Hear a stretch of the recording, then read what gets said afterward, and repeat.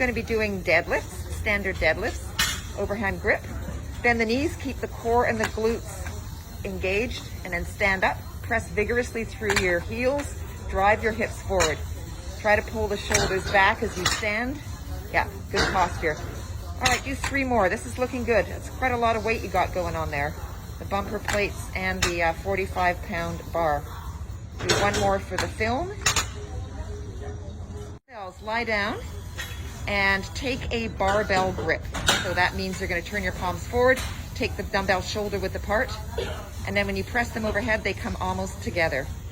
That's good. Exhale as you push the weights up. That's great. Good form, nice and steady. We're aiming for symmetry in both sides. Good. Okay, so do 5 more.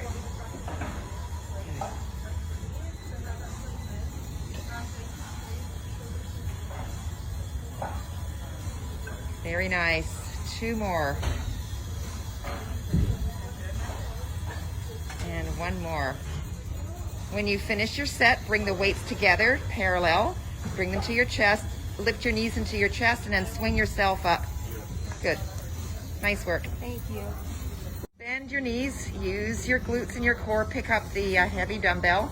Now, as you're doing your squats, try to keep your back fairly upright. Chest open, shoulders pulled back, and the dumbbell should not touch the floor in this one. No. So just bring it part way down. And as you bend your knees, make sure that your hips open from the sockets and your knees track over your toes. Yeah, so we always want to keep your chest lifted and pull your shoulder blades together, so that way your spine doesn't round forward. Do 3 more.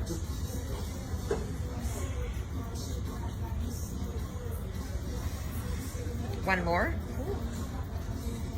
And now you can bend your knees and carefully put the dumbbell all the way on the ground. That's great. Yeah. Straight up.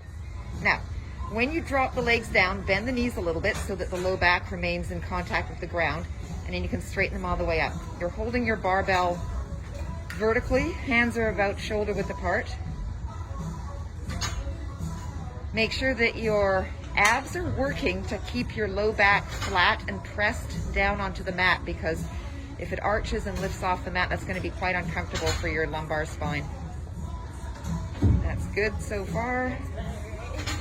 Okay, 5 more of these. It's a nice set.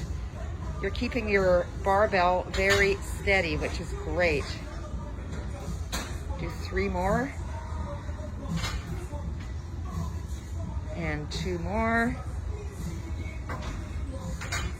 And 1 more.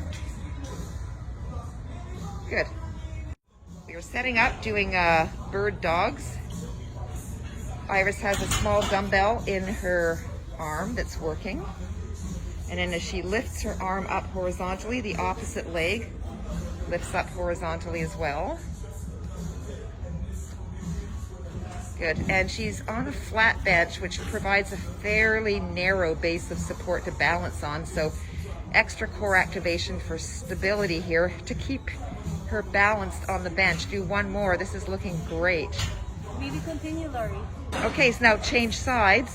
So I want them to see the weak side. yes, this exercise will reveal if one side feels weaker or less coordinated than the other, because when you do exercises one side at a time, that shows up. And what that tells you is that if one side is lagging, you can give it a little bit of extra work just to help to bring it up to be more equal to the stronger side. This is looking good. So please do 4 more of these. And of course, you're doing your best to keep your arm and leg straight when you lift them horizontally. Do a couple more.